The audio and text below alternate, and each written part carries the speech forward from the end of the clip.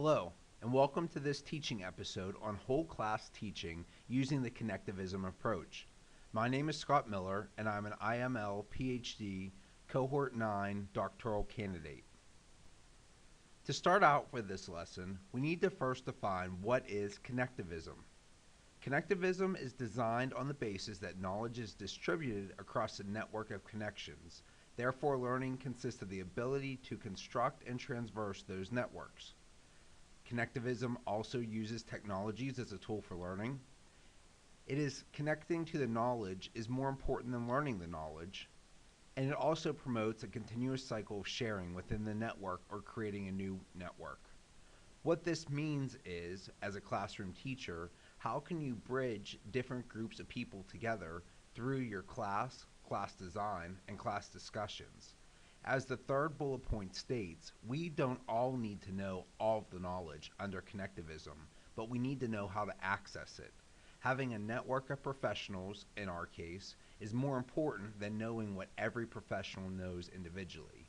We access them when we need them to help promote or help us with a task.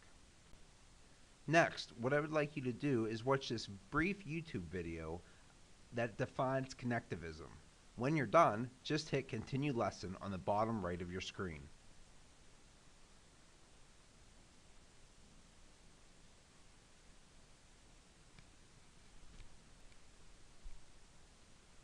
As you saw in the video, there are a lot of elements of Connectivism that can be applied to the higher education classroom.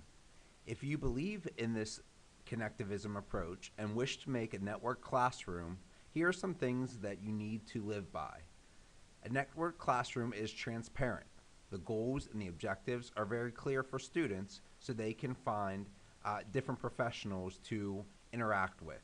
It is collaborative in nature. Again, the power comes from knowing how to access professional knowledge, not necessarily knowing all of that knowledge. It is learner and learning centered. So everyone is actively involved in the lesson, in the discussions, in the blogs, and so on. It is accessible to all. So as you are linking with different professionals and collaborating with them, you want to make sure the topics are open-ended so you do have the ability to get different perspectives and different professionals in to help you with your lesson.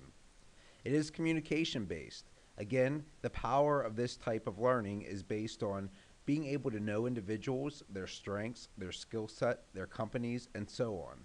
Without knowing those networks, a Connectivism approach would not work for your classroom. Connectivism is very supportive of problem-based learning. Under problem-based learning, we know that we don't have all the solutions, but we're going to work hard and in a collaborative environment to find those solutions. Connectivism supports this, and you can support this by being committed to designing a networked classroom. And lastly, it's focused on authentic assessment. Since problem-based learning is based on solving problems for actual difficulties in the world, in our workplace, and so on, the authentic assessment is really the product of that work. And by using professionals in different organizations and key stakeholders, you're able to get their feedback on a practical approach. Does this solution work or does it not? And instead of using a fake audience or something that's made up, use an authentic audience. Use people from the workplace. Use people from that field as a means of assessment. So, for your higher education classroom, here are some things that you can use to promote Connectivism and design a network classroom, whether it be for a unit, your entire philosophy, or just one class. Examples are blogs for discussion.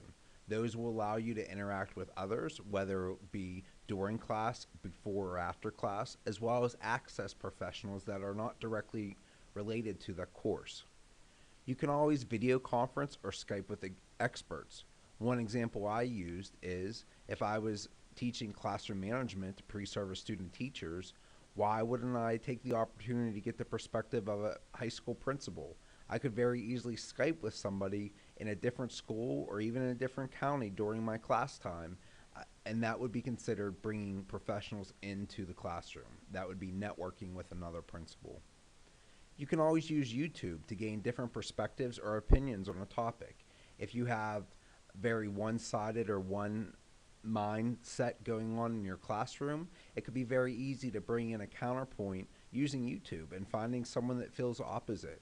Or when we're talking about populations, if your class has all generally one makeup of students or one age group of students or demographic, could you search YouTube and find a professional opinion or even just a random YouTube video of somebody from a different culture, a different age group, and so on that maybe take time to reflect on in a class on their opinion? You can always use Twitter to generate feedback. Using hashtags, you can connect to professionals and those that are interested in your topic throughout the world. Typically for teachers, some that I've seen have been hashtag EdChat, NCTM has a hashtag, and so on. Anyone that tweets and uses that hashtag, when you search, will bring up relevant tweets and topics that contain that. Twitter is a powerful tool for connecting yourself and your class to individuals that may be worlds away. Another example of a network classroom is to find websites with areas for educators to post. An example is Time Magazine. There's a whole educator section that you can subscribe to. It's almost like Facebook for educators, but it's protected and based around the topics that are listed in Time Magazine. There again, you can network with different professionals from different organizations that aren't able to attend your class at the physical time in a physical room on campus. The last tip is search current news feeds for frequent posts, comments, and so on. You can often use RSS feeds to get updates from organizations and individuals about what they think about a topic, entertainment event, and so on.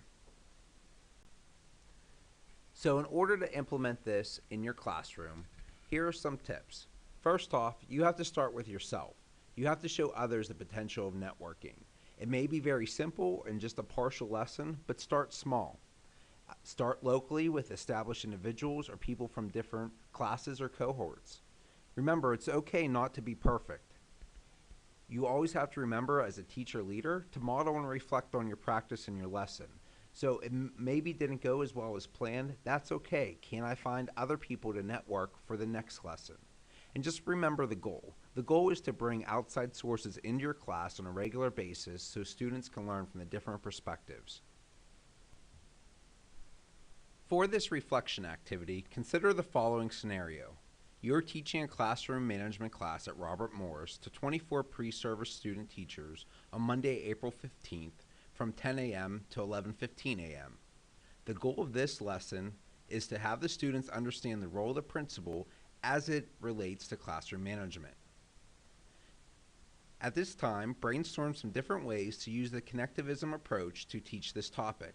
What strategies, tools, or format might you use with the class to meet the goal of this session? Take a few minutes and write down several ideas on a piece of paper or in your journal.